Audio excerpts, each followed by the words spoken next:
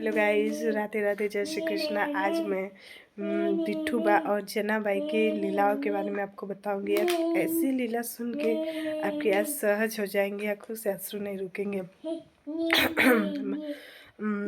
जना बाई एक बार अपनी माता पिता के साथ पंढरपुर में बिट्ठू बा के दर्शन के लिए आए थे। वो दिन आषाढ़ी एकादशी का दिन था, जिस दिन वहाँ बहुत ज़्यादा भीड़ रहता था।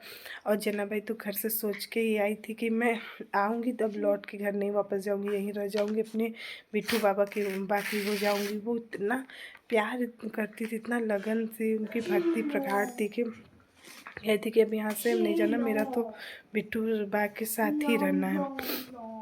आज वो केवल 7-8 साल की लड़की थी और उनकी इतनी प्रगाढ़ भक्ति थी। तो जब वो आते हैं तो जाते रहते हैं दर्शन के लिए। बिट्ठू बा के माँ बाप उसके हाथ पकड़े रहते हैं जनाबाई की, लेकिन जैसे ही भीड़ आती है रसिक जन जाते रहते हैं, उसी बीच में जनाबाई अपना हाथ छुड़ा के रसिक जनों के बीच में हो लेती हैं और फिर अपने माँ बाप को नहीं मिलती। उसके माँ बाप बहुत ढूंढे लेकिन उनको नहीं मिली वो।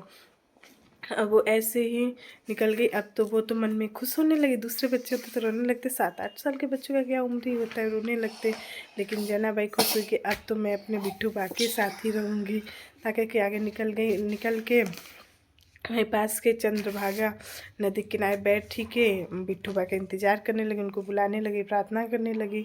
3-4 दिन बीत गया और तब बिट्ठू बा नहीं आए तो वो रोने लगी कि बच्ची तो थी ही, भक्ति बहुत प्रगाढ़ थी लेकिन बच्ची तो थी नहीं, और 3-4 दिन से कुछ खाया पिया भी नहीं था। तो मन में सोचने, बिट्ठू बा मैं आपके लिए इतने दूर से आई, माँ बाप सब कुछ छोड़ के आपके लिए, लेकिन आप दर्शन देने क्यों नहीं आ रहे हैं, उनकी दर्शन देने क्यों नहीं आ रहे हैं।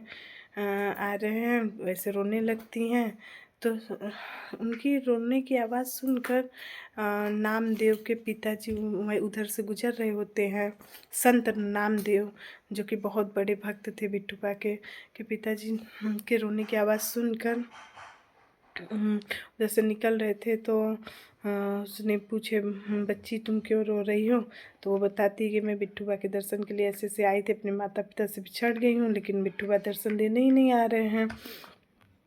तो वो कहे चलो तुम मेरे साथ मेरे आश्रम में रहो, वहाँ से पूजा पाठ करो तो बिट्ठू दा दर्शन देंगे। तो उसके बाद आश्रम में वो पहुँच जाती हैं। अब इसके अगले पार्ट को गाइस आपको मैं अगले वीडियो में दिखाऊंगी कि आगे नामदेव के आश्रम में जाने के बाद उनके साथ क्या हुआ।